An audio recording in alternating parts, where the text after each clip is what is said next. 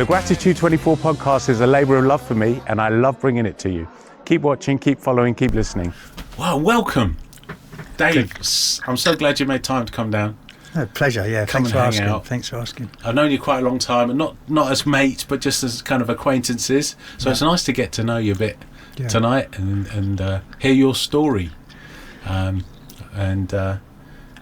So thank you. Have you always been local? Yeah, I'm local, born and bred Brighton. Yeah. I was born in the other side of town, in the General Hospital. Oh right, okay. But that's up on the hill. Yeah, that's the up old on one. Yeah. It's creepy that place, isn't it? Yeah, it was quite creepy then. Yeah. But so I grew up over there, and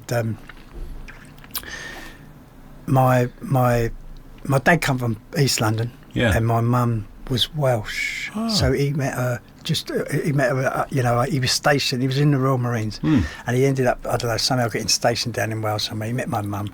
I had older brothers and sisters, and they in the 60s they moved to Brighton. To Brighton. Then I came along. Then I came along. So must have been a heaving place in the 60s. Eh? Yeah, I can imagine it was. Yeah, must have been pretty mad. Yeah. So I suppose you spent your teenage years around the clubs and pubs of Brighton and beaches. All of it. Well, if I'm honest with you, Mark, my teenage years, I was in and out of institutions. Okay. If I'm honest. So. What type? Well, I was in prisons and... Oh, I see, yeah. All sorts. Her Majesty's pleasure. Yeah, Her Majesty's pleasure, yeah. Because of because of my drug addiction, if truth be known. I didn't realise it then. I thought I was going to be this rich and infamous sort of, Gangster, almost, because I looked up to the older lot, and see them back in them days. Yeah. If you went in the pubs, they was all in suits and had gold dripping round them and pockets full of 50s. And I aspired to be this kind of fella, and it just didn't turn out that way. No. What was the drug of choice by then? Was it like puff or? Well, you know what? It started with me. I never liked puff. No. I never liked it. Yeah. It was. It used to come round. Yeah. And I'd take a few puffs of it, and I'd want to go home. I couldn't talk to no one. Yeah. And I used to think to myself, why on earth have I just done that? To fit in with. Later on, it became the same with cocaine. Yeah. I'd be laughing and joking about some people would go to me and my friend of mine. They go, "Oh, you two should be on the telly. Yeah. You're so funny and everything else." And someone would go, "Come on, do you want to get on this?" Yeah. And I'd have a bit of that and have to go home. Yeah. It was like, it's totally done the opposite for me in the end. What it did for other people. Yeah. But. Is that when you kind of realised you were slightly different? Well, no. I tell you what. I tell you what made me different, or made me feel like I was different, was when I was young. My father died when I was 5. Oh shit! So my mum couldn't afford the house. We had to move to his council estate. I loved it. Yeah. Right. My mum she was like Mrs. Bouquet. Okay. My mum. She couldn't stand the thought that we was in this council estate, but I loved it. Yeah. And you had, I was just out all the time, doing, playing with the lads. Loads of lads to play with. I was a great footballer when I was young, but it quickly went downhill for me. I picked the wrong kind of friends, and I felt more at home with these kind of guys than I did with the guys that were doing okay. You know what I mean? Yeah. Probably because I didn't have the father, I don't know. But looking back on it now, maybe the work I've done on myself, maybe I'm looking at looking back on it now at the work that I've done on myself. I think it played a big part in my life. Yeah, that takes quite a lot of reflection to realise that for yourself and think actually maybe. So the thing was, my brothers and sisters, they all like a drink. They don't take drugs, but they all like to drink. They had to drink every day. Well, my family's like, but they've got lovely homes. They love being part of a family. They like doing all that normal stuff, which I used to look at them and think, why can't I used to look at my older brothers and go, why can't I be like that? Why can't I just be happy with my little lot? But I was never. It was the same with. Look, I'd be in a pub, right, and I'd buy a round of drinks, and I wouldn't even finish my drink, and I'd go I'd go to another pub.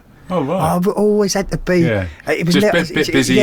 Always restless, fidgety. Always fidgety. Always fidgety. Yeah. And I'd just go round. Yeah. I'd just go round in a circle, you know. Huh. Madness really. But I didn't know none of this. I didn't realise none of this stuff. You know, it's only having been in recovery for a few years that it's all you know, the penny drops. Yeah. You know, but it's quite. So how did you get to that point where you know, obviously there's a big story. Well, look, where you took that first step towards making a change. I tried many years ago, 20 years ago or more. Yeah. I'd come in the rooms and I'd blame everything and anything just for the reason of not being there. I weren't done. You know. I had a lot of fun when I was drinking, but drugs came to play for me early days, and I'm talking about intravenously using. Oh, right, so hardcore. Hardcore drugs.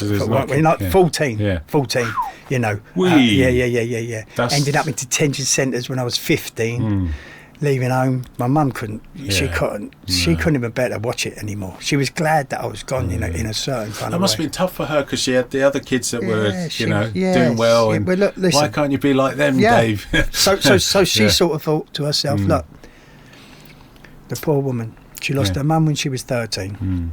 She's bringing up her brothers and sisters and being like the housewife to me granddad.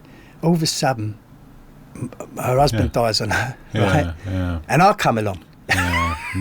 You know, it was like, you know, she was 45 when she had me. So it was like it must have been torment for her. But you know what? At the time, I was sort of like, I was embarrassed at the fact that she was older than my friends' parents and stuff like that. You know, we couldn't communicate, Marcus. There was too much. She grew up on a farm in Wales. I was running wild in a council estate in Brighton. So you must have been almost like, she must have thought, who is this child? Chalk and cheese, chalk and cheese. We couldn't even, you know, we couldn't even communicate in the end, which was kind of sad. At the time, I resented it.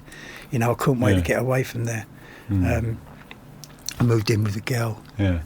She was 20. We had children. You know, I thought I was a little man. I couldn't have only been about 5 foot. And I was running around thinking I was Jack the Groove, you know. But my life was this path that I was stuck on or chosen. Whatever, you know. If I had a sound mind, I wouldn't have chosen it. But this path that I was on, it was destructive. To you and your family. To me, my family, and everyone around me. Everyone really. in your path. Yeah. So you're proper. So you know, I find it so hard to get my head around, because I see you as such a together guy. You're always so chilled, and it's hard to imagine you like back in them days. It was. Well, if I, you know, I often say this. You know, if I could cradle. That's funny enough. A few months ago, my sister's friend, she sent me a photograph of me as a young child in the infant school. And I had little National Health glasses, and I was a little cute little kid. And I thought to myself, that poor kid, you know, what he went through and the way he was feeling. I would cradle him in my arms. You know what I mean? Now. Was it tough for you then? Oh, it was tough. I made it tough. Do you know what I mean? Because I got loved, I got spoiled. So it wasn't that you were unloved and uncared for? No, it was nothing to do with that. You just weren't right. I weren't right. My mind I wasn't right. You know, I always felt what they talked about less than. I always felt different. I always felt that I had to be the gamest, the most, the person that would go out, you know, be out there, latest, just doing stuff, you know, being as game as you like, and all that stuff, and it was nonsense, because I was the one that always ended up in jail on my own, you know, and wow, I get a lot of identification off that. It was pretty tough. So would you say the drugs were like your release at the time, or were they your escape? Do you know what? The drugs that I took, I just liked being absolutely out of it. Motherless, you know, there's nothing, you know, thinking about nothing, you know, feeling nothing, you know, just incubated. just that stuff. And I can remember, you know, being in the jail. And they do their urine samples, you know, to check you for drugs, you know. And I kept on getting caught you know, because they'd know they'd come up to me and go, come on. I go, oh, another 28 days, another 28 days, another 28. And one day this governor, he said to me, I was in Maidstone prison, and he said to me, what's wrong with you? And I went, what? He said, listen, you know we're going to come and keep licking you and taking time with you, ain't you? And I just didn't, I didn't know what to say to him. Yeah. I just really didn't know what to say to him, you know. I couldn't stop. Yeah. I just couldn't Was stop. that it, that you couldn't stop, not that you didn't care? I couldn't stop. You wanted to I just couldn't stop. I couldn't bear the thought of not, of being awake. Do you see what I mean? Wow. You know, and it weren't because of the jail. Yeah. Because I was just increasing my sentence. Yeah. It was because of just that just pain. my mind, Yeah, just the way I was. yeah. You know what I mean? No specific pain, just torment to myself. You know. Wow. That, I can't imagine that. Yeah. Very fearful. Yeah, although you wouldn't know it, I wouldn't show it. No, especially not in jail. But very fearful. Yeah, you know. Yeah. I'd never say that to anybody before I come to recovery. Yeah. You know, but I think that's what it that's was. a lot of growth for you then. I mean, saying masses. Wow. You know. Yeah. So this program's helped you incredibly. It's not just stopped you from drinking. No, it's changed me beyond belief. Because people think the program, it just stopped me, I won't drink and I won't use. No. But that's just that's a byproduct. Yeah, of course it is. Of course it is. Is that right? It's a medication, isn't it? Yeah. It's medication for the way that we're feeling. It's like, you know, for me, I can't live inside myself, and there is days today. Yeah. But I know. See, what happened for me is that when they talk about the drug stop working, that's my truth. Yeah. It didn't matter what I put inside myself. I felt just as shit as I did when I took them as I did when I didn't. Yeah. So I was in a no man's land. Fuck. It didn't matter. I used to think I was getting ripped off. Yeah, I used to think everybody else around me is like that, and I can't. I'm wide-eyed, I'm bushy-tailed, you know. And I'm thinking, what's going on? I'm having fights with drug dealers. Yeah.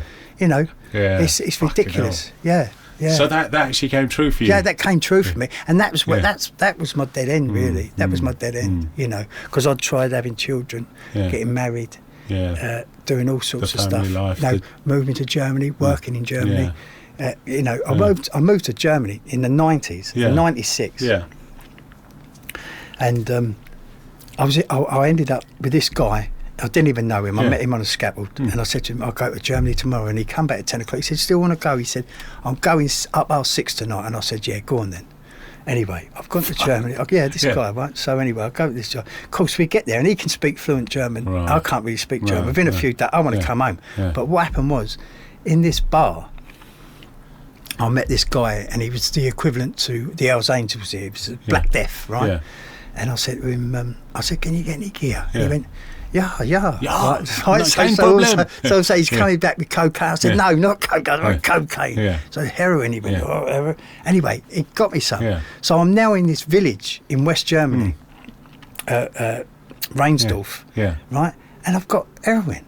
And I'm thinking, this place is beautiful. Yeah. And was it good stuff? Cause, it was. Yeah. So I was there for 10 months. I stayed there for 10 months. All of a sudden you decided to stay. Yeah, stayed there for 10 months. You know, and it was. So I know. Before I came here and they started talking about it doesn't matter where you go, you take yourself with you, all those sort of little things, you know, the cliches that you hear.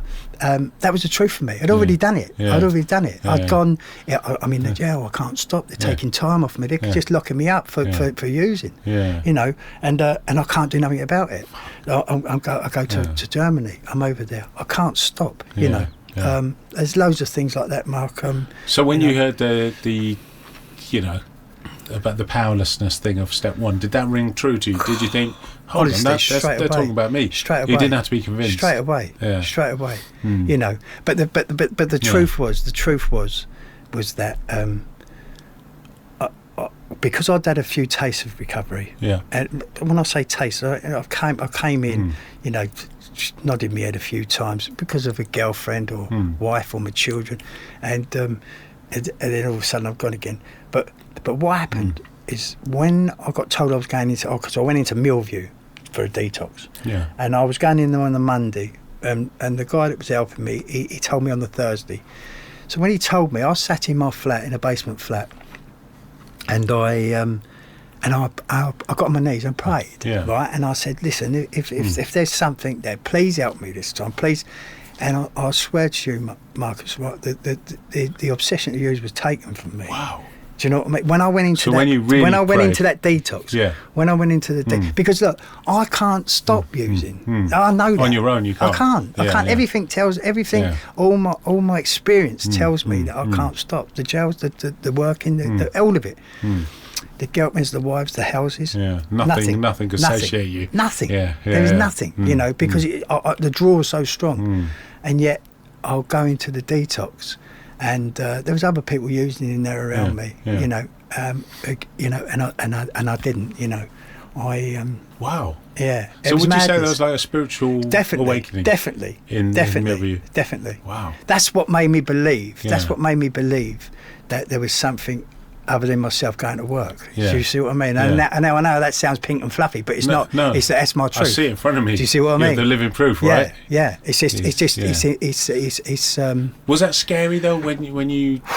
You know what? Do you know what? I've been ragged around by this illness all my life. I mean, like I said to you, from a young boy. Yeah, you know, really young. I've done things to my mother, to my family, to people that love me that I didn't want to do. No. Yeah.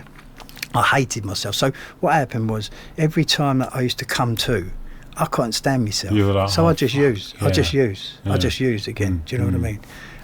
So what happened was, all of a sudden, I don't want to use. But you must have thought, what is going on? You know, I didn't know what was going on, but all I thought was, yes. Yeah. You know what I mean? Fantastic. I was in Millview for 5 weeks, and on my release, I was so scared, mate. Because I knew I was going back to me flat. I had loads of paraphernalia in there, and I thought, I'm going to use, you know that. And they usually let you go about 7:30 in the morning. I was still there at 1:00 in the afternoon. They said to me, "You got to go." Really? They said to me, "You got to go." You know. So Jesus. It was like, So it was like. Because I was worried. I was worrying. Yeah, because you don't know how strong you are. Yeah, no, I was worried. Especially with the. Well, everything in my experience tells me that I use. Yeah. Do you see what I mean? After 5 weeks of being on the right track. Yeah. So my experience will tell me that I'll use again. If not, because I've been in and out of Millview, and I'd go back and I'd go, right, what I'm going to do, I'm just going to have a few beers with the boys and watch the football. Yeah. And I'd end up in a crack house. Yeah. Do you know what I mean? You know, because I don't know the first, I don't know nothing about the first one. Yeah. Do you know what I mean? You know, I think stay away from the crack. I won't touch the heroin. Yeah, or stay away from the booze. Do you know what I mean? And, you know, nothing to do with the booze. I don't think booze is my problem, although I'm an alcoholic. Do you know what I mean? Yeah. You know, it's madness the way that I So it's almost like untangling a puzzle in your head, is that right? Because you've got behaviours where you don't want to do something, but then you do it. And then when you do it, you can't stop doing it, even though you're hurting your family. Oh. But no one's forcing you to, so it's like a head fuck. Look, the thing of it is, it's like alcohol. I can't understand any of it. Do you know what I mean? What I'm used to is just using. Yeah. There's no thought process in anything. No, there's no consequence considerations. No, I ain't worried about that. No, I ain't worried about none of that stuff. What happens for me is, I'm going to use. I use. Yeah. Right. When I'm not using, I'm thinking about using ways to get the money to use. So it's a constant job for me. It's just a constant job for me. Either using or trying to. Yeah, that's a constant job for me. And in between that, I've got people trying to stop me. Yeah.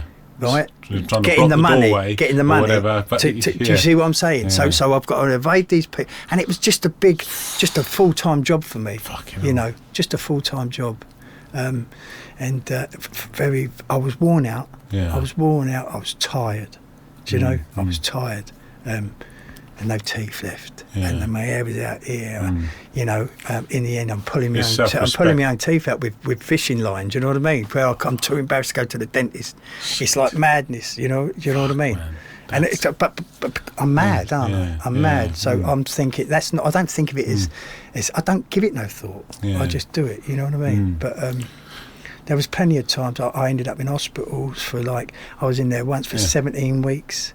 I was in there, took away all my, I had a thing called endocarditis, and it took away all the plasma between my lungs and my rib cage. So when I tried to breathe, my lungs were rubbing against my rib cage, and I was like, but you know, I was I was unconscious for 2 weeks. And then what happened, as soon as I came round, I had a line in my neck, and the first thought I had was, that's Andy. I can get a hit. Yeah, do you know what I mean? Really? That's the first thing that come to mind. Seriously, I was straight out of the hospital, fucking right, you know. And I was under this professor, Vincent, and he said to me, Davey, he said, I don't think you understand the severity of your illness. Yeah. And I went, don't worry about me. I'll be all right, you know. It was just like, it wasn't like a game, but I was just obsessed. I was obsessed, driven with this to use, you know, Marcus. So that's where I came from. That's where I've come from, you know. So you're the real deal, mate. Yeah, you're a real living example of this program that it works. Listen. It like my using. If I had to describe it, it was horrific. You know, I got to mutilate myself to get where I needed to be. You know, it was horrific. Yeah. Wow. So it came first before family, girlfriends, work, everything. Jeez. You know. Wow. So of course, if I hit a bit of reality and I think of all that stuff that I've done, the self-loathing is immense. You know. So I'm just what I'm going to do. I'm just going to go and use again. You know, and then when I get to the end of the road and it's not working no more, I've got nowhere to go. Then you've got no antidote, no fucking hell. Got nowhere to go. Yeah. I'm broken. So is that what they call the gift of desperation? So I suppose it is. Yeah, I mean, you're just praying either for an end to get better or die. It's only a gift if you make recovery. Yes. It's not a gift if you don't make recovery. Do you see what I mean? Yeah. You know. Yeah. Because that is it's living hell. It's living hell. It is. It's living hell. You know. Yeah. But in Buddhism they call that the realm of the hungry ghosts, because you've got these ghosts. That's their version of hell. Yeah. And they're starving, and everything they eat just falls through them, and they're thirsty, and they just can't get any kind of pleasure. Not even pleasure. They can't stop the pain. Exactly. Of hungry and thirsty. You get no relief from nothing. Yeah. There's no relief. No relief. Yeah. That must be. Yeah. So it's like, you know, you talk to if you talk, you know, like, you know, in alcoholism, I have a drink, it makes me thirsty. Yeah. Do you see what I mean? Yeah. I have a drug, it makes me. I'm hungry. I want something. Give me something. Yeah. Give me something. You know, it's just not doing it. So I had to find something out of that, you know, and this is the only thing that I've ever. So what made you when you were in that meal view and you prayed that time? What made you pray when you hadn't done before? Well, because I'll tell you for why. Because first of all, where I'd come and I'd done little bits of this. Yeah.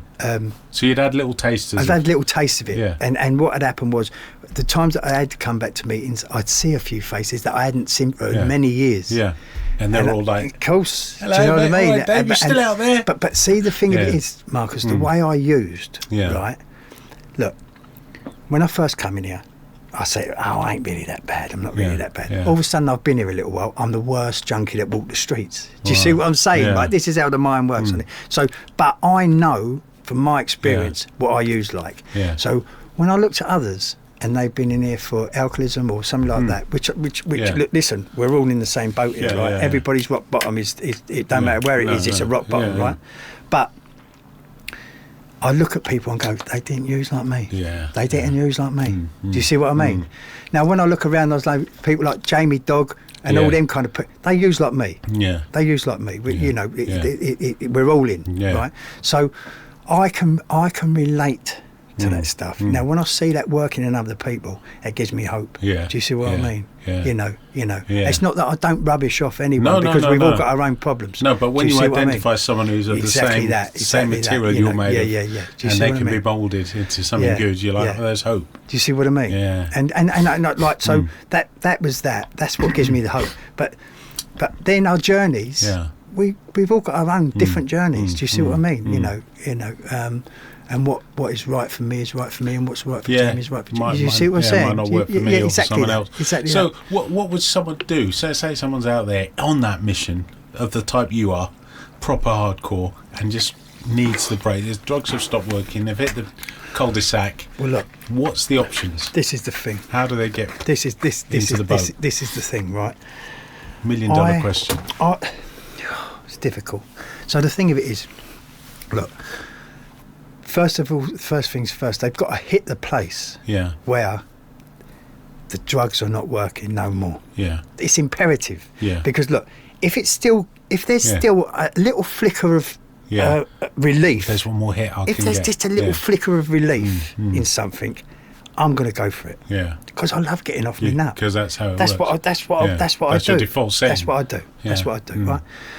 If there's a flicker of relief in it still, you're not going to stop. Yeah. You know. So I pray for all the people that are in the same position as me. Yeah. That they get that. Because otherwise they're going to go on to the bitter end. Yeah. You know. And plenty of my friends. I mean, out of my peer group, there's probably 3 or 4 of us. Really? Yeah. Probably 3. The rest of them are gone.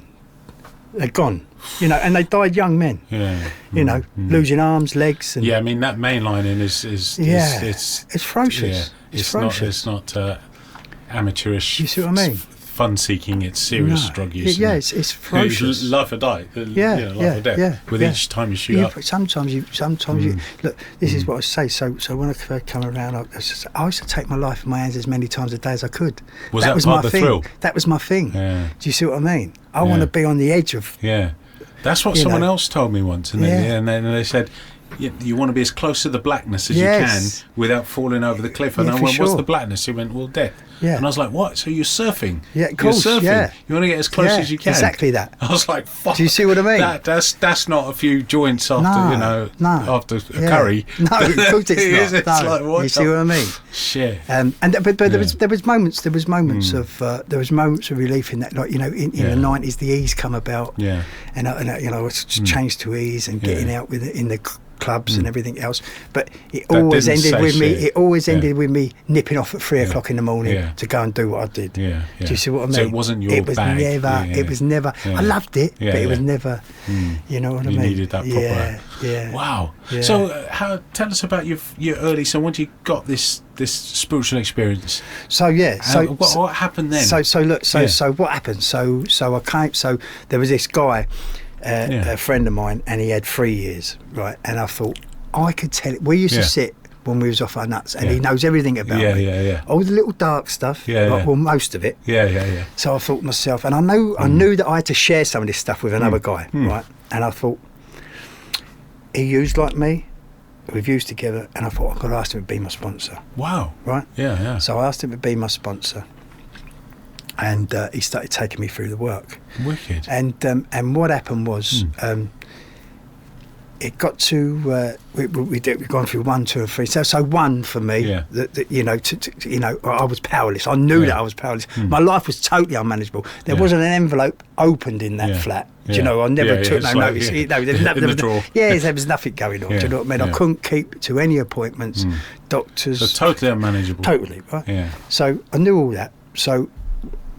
Like I say, the thing when I got on my knees before I went into the detox, that was 2 and 3 for me already really done. Yeah. Do you see what I mean? Let's explain for the people what. Well, because so I came to believe that something outside of me could do for me what I couldn't do for myself. Right?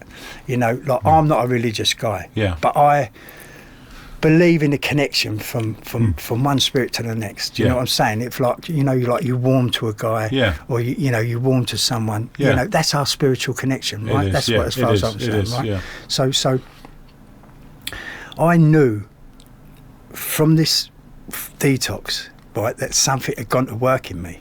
So you felt different. I felt something. I weren't obsessing about using Marcus. For the first time. Since I was a kid. Yeah, a kid. You know. Wow. They locked me up. I was 15. I'm locked up in detention centre. I'm drawing pictures of syringes and things like that. It's like fucking hell, so mate. I'm obsessed. I'm totally obsessed. Wow. I can't wait to get out there to I'm obsessed with this stuff. Do you know what I mean? You know, self-destruct. Yeah. I didn't know it was self-destruct. Of course I didn't. I thought it was relief. But anyway, so that was done, right? So when he took me through that stuff. That was pretty simple. And when they got to step 4, now this is another story, right?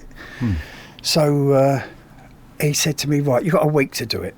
And the step 4, we're taking a personal inventory of ourselves, right? Our behaviour. Right, our behaviour. Yeah. So and all the stuff that is no longer serves us, we're going to try and get rid of that. Okay. Yeah, we're going to try and get rid of that. So we're not carrying loads of baggage around. We're not carrying none of that stuff, or none of the street traits. We want to get rid of that street behaviour and start to live in the real world, right? So he said to me, right, he said, I want you to do a step 4, blah, blah, blah, this, that and the other. He said, and then I want you to write down all your resentments, right? He said, you've got a week to do it. And I thought, he left me, and I thought, it took me a week to ask him what a resentment was. I didn't even know what it meant, you know. And once he told me, I started writing down these things. Right, it didn't stop. My pen wouldn't stop. Really, you just like this, you know, just boom, boom, boom, boom, boom, boom, boom, boom, boom, boom, boom.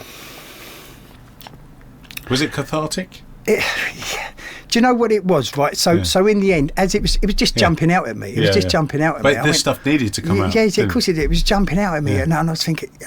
But the thing what happened to me was, I thought to myself, you've had a touch here, because if you change, because I spent my life trying to change everyone around me. Yeah. You know, if they served me, if I could get something out of them, I kept them on board, even if I didn't really like them. I keep them on board. You know, it's but this stuff here, what happened is I got to I lost my train of thought there. But what happened was, so as I was writing this stuff, all this stuff was jumping out on me. And I started thinking to myself, right, I don't have to change no one. I ain't got to worry about no one. What I've got to do, I've got to change myself. Yeah. I've got to change myself. Yeah. I can do that. Yeah. I can do that. Yeah. Do you know what I mean? Because I spent all these years trying to change everything around me, and nothing had happened. Yeah, yeah. But I can change me. Yeah. You know. Wow. It was like the penny. It was like the penny dropping. Actually dropped. It was like the penny dropping. So. Shit. Madness, you know, just unbelievable, really. Jeez. So that was that, and then when I come to do my step 5, he came round, and I was reading out this stuff to him and everything else, and he said to me, "Is there anything else?" And I went, "No, there's nothing else, no." And he said, "You sure?" I went, "Yeah, no, nothing." And he said, he went to me, "Well, listen to this," and he told me, and I thought, "Cool, blimey." I said, "Well, there is as it happens," and I've told him a couple of other things. Oh, what? So he shared a bit more with you? He shared a bit more with me, and it was deep and powerful. And I shared this last remaining couple of bits with him, and wow, you know what? It was like, was it like instant relief? Really? It was instant relief. Wow. I carried this stuff. Yeah. Like this was this very stuff that I woke up on my sofa, you know, or come to at 3s and 4s in the morning, right, and the first thing would come to are these things, you know, the torment of these things. And you know what, half of them weren't even true. Really? There was some resentments in there that I'd made up to be some big. There was a little bit of truth to them, but I'd made them up to be so big. You've taken 2p and made and they had the power. They had the power to kill me. They had the power to kill me, and for me to want to try and kill someone else. Jesus. That's how powerful they were, and they weren't even true. It was absolute madness. Fucking hell. Yeah, real mind-blowing. Real stuff. And this is how powerful the mind is. My mind is, for me. Yeah. It's because and look, Marcus, this is the truth. I can still be like that today. Yeah. Without that, I don't need no drink and drugs for that. Leave me untreated for a while. Yeah. And the old thinking comes back, doesn't it? You know, I've got this neighbour in my. I've got a lovely little flat in Lewis. I've got this neighbour upstairs. And bless him, he's nocturnal for whatever reason. Yeah. Right. And he doesn't see no harm in banging about and this, that, and the other. And you know what? So, you know, so I'll go straight back. First of all, I want to talk to him like a civil neighbour. Come on, mate. But come on, let's play ball. Right, it's not working. But so the next thing you know, what happens is I've got visions of getting a balaclava on and a bat and doing all sorts of. It's not happened. It's a fantasy. Yeah. But this is what I'm saying to you. So the old thinking, the old way of thinking is still there. It's still there. It never goes nowhere. You know. And if I was to feed that, who knows what would happen? You know. But you know. Wow. It's just. But it's amazing that you can actually see those thoughts and think, that's the old Dave there. Well, you see, Marcus. So the thing of it was, so back in the old the pride. There's another thing to that. So the pride would kick in and go, oh, well, he's mugging you off. Yeah, he's other people are going to say, you know, you've got to do something about this. Yeah. Do you see what I mean? Yeah. And then it's all a load of old bollocks. It's all made up. But it will drive you into doing something that you don't want to do, that you know to be wrong, and it's going to cost you a fair chunk of your liberty. Yeah. You know what I mean? Fucking hell. So you know, it's not only... So it's almost like we're reacting to problems we've created in our own heads sometimes. It's not... So for me, I fully understand that it's not about the drugs anymore. No. It's not about the drugs at all. That was something else. It's about me. That was just a byproduct of it. That was my bit of relief. You know, while it worked. You know, my problem is solely me. So this program is almost supernatural, isn't it? Well, because it was made. The book was written many years ago, probably 100 years ago. Yeah. And yet it deals with quite psychologically advanced thinking and stuff, or maybe I'm making too much. Well, no, I think like us as humans, we haven't come on that much, have we? You know, you think about astrology back in them days and everything else, and the Wright brothers, what it talks about in the book. You know, they was just as advanced as us, but we've got the different tools and everything else now. But their thinking was probably a little bit better than it is today. You know, but the thing of it was that I had to get into like causes and conditions. With my problem. Do you know what I mean? You know, what happens to me, my thought process. What happens to me when I get a certain feeling or a certain thought? My reactions around that. I got brought up with, you know, you come home, you keep your mouth shut. You know, Old don't school. come home here crying. You'll get another one, Don't and show this, a that, and the tear. other. Blah blah blah. You know, and it was all bollocks. It's all bollocks. Shit. Do you see what I mean? Yeah. But that's harsh if you've been brought up that way and then you realise... They got brought up that way, didn't they? True. They got brought up that way, didn't they? True. During the war and this, that and the other, you know. Stiff upper lip. Keep your mouth shut, do you know what I mean? Fuck. But... wow. Yeah. I mean, I got plenty of love. I was spoilt because I was the youngest boy, do you know what I mean? But yeah, there was still that, you know, you keep your mouth shut, do you know what I mean? You know. And it's all the wrong stuff. Do you know what I mean? You know, why shouldn't you share a feeling? Why shouldn't you share your fears? Do you know human, what I mean? Isn't it? It's good this for you, is what probably. we're talking about. Do you know what I mean? You know, because it's erosive. All that the fear and everything else. It's erosive. And the mind's so powerful that it grabs hold of something. And I don't know whether it's trying to protect you. This is me getting a bit deep, but I've often thought about it. My mind tries to... It's there really to protect me, right? But sometimes it gets mixed up. Right. It gets does exactly that. Do you know what I mean? So but I don't know. I think you've got to come in here with an open mind. First of all, you've got to be willing. You've got to be willing. You've got to have had enough. You can't be dragged in by your parents or your brother. Or you your know, uncle. you know yourself. It just won't happen like that. So the thing of it is, you know, we come in here and you've got to be open-minded, you know, and just go with the flow. Even sometimes, listen, like they say, don't they, fake it to make it. And for the first little while, who knows? Maybe I was faking it to make it. Do you see what I mean? Then all of a sudden it becomes a part of it. You called it like a cough. And I look at people now when they're smoking and I think to myself, what is he doing? It's, you know, he's pulling stuff into his cell. You know, it's like a form of like slow suicide. It is. Do you see what I mean? But I did it since I was a young kid. Do you see what I mean? But it's because you've reached that place now of your body is a temple, right? You know, I would say that because I eat a load of old crap. You know what I mean? But do you know? I know. But I had a double heart bypass about 4 years ago. Wow. And because you're very active, I didn't even know. Well, you know, look, you know, people say I'd love to be able to do what I used to do. You know what I mean? I love to go, like the boys all go running and all that stuff. I'd love to do all that stuff, honestly. You know, I'm out of breath just carrying my bit of fishing gear. You know.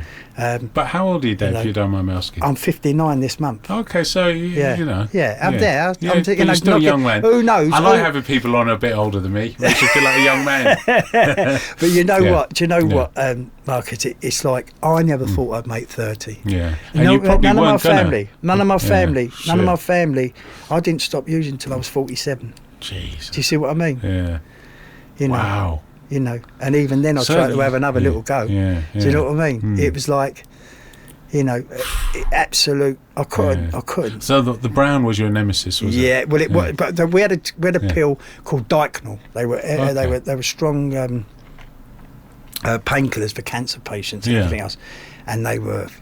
Were they like jellies? Oh no, they were beautiful things. They were beautiful things. Yeah. But they took away certain ingredients out of them, and they became rubbish. But we used to snap them up, put them in the thing with a bit of hot water out of the tap, and just so all that shit, all just getting pushed for many years. So there's no wonder that I've had to have operations and everything else. You know what I mean? But wow. It was horrendous, mate. It was horrendous. I'd like to say I had some fun times with the drinking in the days. Had some lovely. So you've had some good times, but most of it I was dragged through. Do you know what I mean? So if someone was out there listening to this and thought, you know, they want to take some action, what would you suggest they do? Go to a meeting first? Listen, right. Once you go to a meeting, you can't unhear stuff that you've heard, right? Yeah. So even if you're still using, come to the meetings. If nothing else, you'll get a cup of tea, some biscuits, and a chat. And somebody will probably take it out with something to eat. Yeah. Right? Yeah. That's the truth. So you don't have to be clean to go to a meeting? No, you don't have to be clean. Because people don't realise exactly that. You don't have to be clean, right? Yeah. You just keep coming back. It doesn't matter what you do. Yeah. Like I've used in toilets in the meetings and everything else, you know, over years. So just keep coming. You'll never get turned away. Yeah. And slowly but surely things will start to, subconsciously, you'll start to get little bits and pieces. We start liking hearing stories, and you probably identify people as similar to yourself, exactly story, exactly maybe used the same way, and then you think exactly that. There'll be someone in there. There'll be someone in there, right? There'll be someone in there that you'll go, God, that is me. Or you might even know. Well, you probably will, don't you? You know, but you know, you'll definitely identify with their story. Wow. You know. Yeah. But, and so now jumping ahead to, you got 9 years now this time coming up. Yeah. How do you live recovery? How do you keep it fresh? Right, how do you stop it like a marriage getting stale? Right, so this is the thing. Yeah. This is the thing for me, right? So I go to not all fellowship, but I go to Cocaine Anonymous and I go to Alcoholics Anonymous, right? I always pick a drink up first. Right, always pick a drink, alcoholic drink up first. Pick it up. Well, if I'm going to relapse, the first thing that I will pick up is a drink. Oh, see, right? Gotcha. So I go to Alcoholics Anonymous, right? Because I identify with that stuff, right? I drink alcoholically, right? So most of my time is spent in Alcoholics Anonymous, but I do go to Cocaine Anonymous as well because I like to get the other side of the story. But I like to get the identification. Do you see what I'm saying? Because you know it's not as much now, but a few years ago you couldn't talk about drugs in Alcoholics Anonymous. No. You can now. It's not a thing. They don't like it, but you can. You know, because they're better than addicts. They don't. Well, you know, look, listen. You know, they drink. They say the addict will nick your purse and run off with it, but the alcoholic will nick it and help you look for it, or something like that. Or it might be vice versa. You know, it might be vice versa. But anyway, but so I go to the fellowships, right? And if I'm honest with you, I don't go to a meeting to dump my rubbish. Right? I go there to share a message. Right? If I can. I don't share as much as I used to. I don't go to as many meetings as I used to. But what I do, if I'm there, I'll always hold my hand out to the newcomer. Yeah. Right? If I can share a message within the first 3 steps, I will. Yeah. Right? And in that way, you know, I'm with like getting out of yourself, helping others. Yeah. It's the way forward. But how I live my life like I like to think, and I actually try to do this every day, a random act of kindness. Yeah. I like so that. I'll just do something, and not brag about it, not do something, you know. And it might not be massive, but some days it might be a bit big, and that's how I do it. And I feel that feeds my spirit. Do you see what I mean? There's a flip side to that. Now the flip side to that is if I don't go to meetings, I start to think that I'm okay. Yeah, that's I start the danger, to think isn't that it? there's nothing wrong with me. Do you see what I mean? Yeah. Now, I'm still miles away from a drink or a drug. At this right? point, right? yeah. But Yeah. my behaviour Right. is off the wall. Do you see what I mean? Oh, My behaviour is off the wall. Yeah. You see what I mean? Yeah. So I've got to going to regular meetings to identify with the way that I'm thinking and worry about the drinking and drugging, because that's there. So that'll come. done. Yeah. That'll come. Yeah. That'll come. But it's not. Yeah, the first thing that would go wrong though is you stinky thinking, yeah, right? It's my thinking. Is that normally when you think, okay, I need to get up my game on the program? Yeah, a bit? exactly that, and I need to get back into touch. You know, so unity is an integral part of our game. You see what I'm saying? So you've got to unify. You've got to. We cannot be alone. I'm going to need someone in that room, and I've got to make sure they've got as much help as they can. They're okay. Do you see what I mean? It's like a buddy system. This Everyone's is what we keeping do. an eye on This each is other. what we do. It's like parachutists. Everyone's checking each other's parachute. This is what we do. Do you know what I mean? It's like, you know, we've got to take care of each other because we're all going to need each other one day. You know, but it's a lovely way of living, really. Yeah. You know, going from someone that sat in the basement flat of his last few years of his using life, praying to die. We're like annoyed waking up. Yeah, I've heard Do you know what I mean? A lot as well. Yeah, very annoyed waking up, crying. You know, going, why am I still in this misery? Crying my eyes out. You know, to anyone that'll listen. You know what I mean? Jesus. So sad. Yeah. So sad. But you're in a much better place now. I'm in a much better place now. And I'm in a terrific place now. With my grandkids, I go to see my grandkids. I can help my daughter if she needs a bit of help. You know what I mean? Nice for you to be present, right? Yeah. And they actually know you're reliable. They can call you up and you'll answer. For sure. You're not going to be like, where's Dad? Of course, I haven't seen him for 2 days. I could probably do a bit more than what I do, but we could always do. You know, I've also learnt that I've got to take care of myself as well. That's probably, you see what I mean? You have to probably put that, your recovery in yourself first. Is that right? Yeah, for sure. I've heard that a lot as well. So, Well, Dave, it's been absolutely amazing that you come on the show. Just pop down and, you know, your game. Yeah. You know, Thanks and I really appreciate that. No. But, we normally end the show, I come around and give you a little hug. Is that all right? Of course it is. And then we'll take a few pictures. Yep. And we'll just watch this cable. Arse of it here. Just okay. Yeah. If you want to grab there we are. Hey guys, hope you enjoy the show. Please like and subscribe and keep coming back. Listen to the similarities, not the differences.